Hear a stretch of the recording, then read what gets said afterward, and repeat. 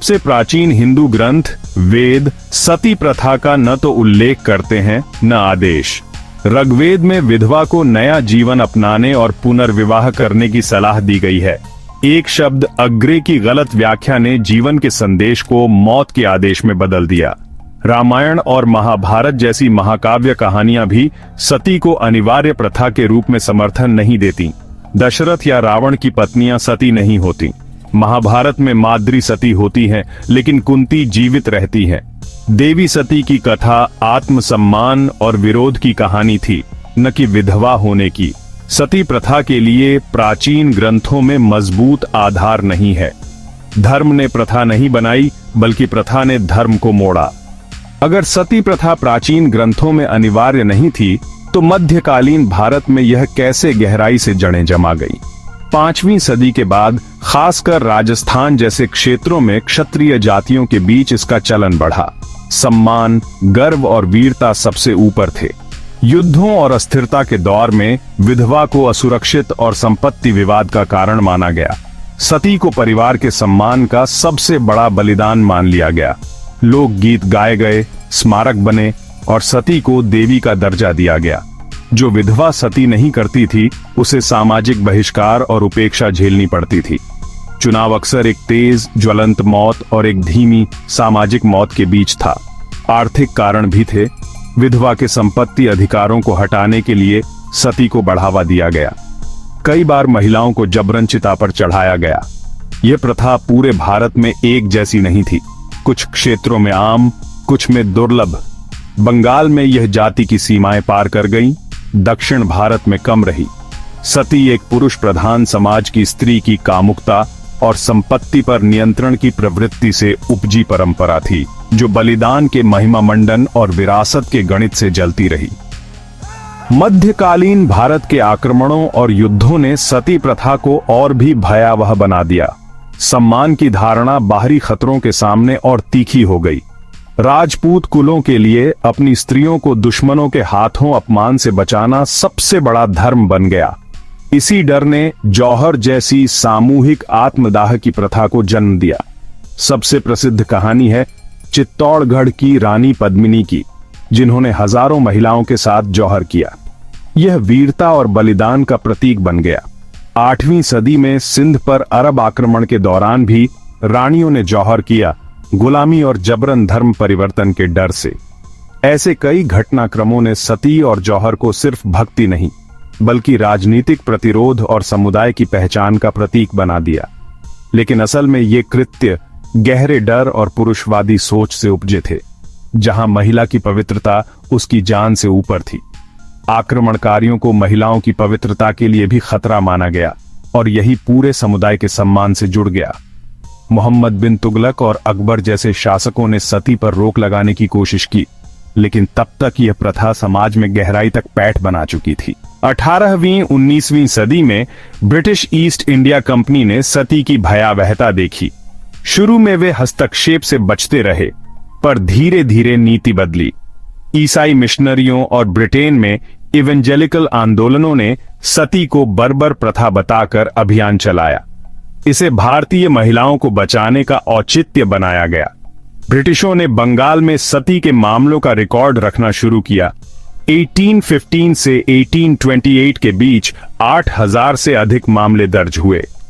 ये आंकड़े साबित करते थे कि सती कोई दुर्लभ घटना नहीं थी, बल्कि कुछ क्षेत्रों में बार बार होने वाली त्रासदी थी। लेकिन सुधार की लहर केवल ब्रिटिशों की नहीं थी। भारतीय समाज के भीतर भी सामाजिक सुधार आंदोलन शुरू हो चुका था। शिक्षित भारतीयों ने शास्त्रों की आलोचनात्मक व्याख्या से सती को चुनौती दी।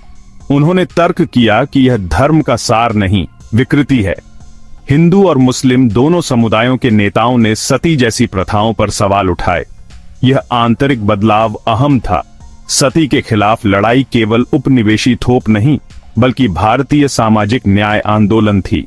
सती के उन्मूलन की कहानी में सबसे बड़ा नाम है राजा राम मोहन राय।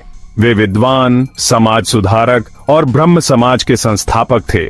उन्होंने शास्त्रों के आधार पर सती के पक्ष में दिए तर्कों का खंडन किया। वेदों और उपनिषदों से सिद्ध किया कि विधवाओं के लिए संयमित जीवन की बात है, आत्मदाह की नहीं। उनका अभियान व्यक्तिगत भी था। अपनी भाभी की जबरन सती होते देख वे गहरे आहत हुए और जीवन को इस मुहिम के लिए समर्पित कर दिया। उन्होंने अंग्रेजी और बांग्ला में लेख लिखे, पंडितों से बहस की और सती के खिलाफ जनमत तैयार किया।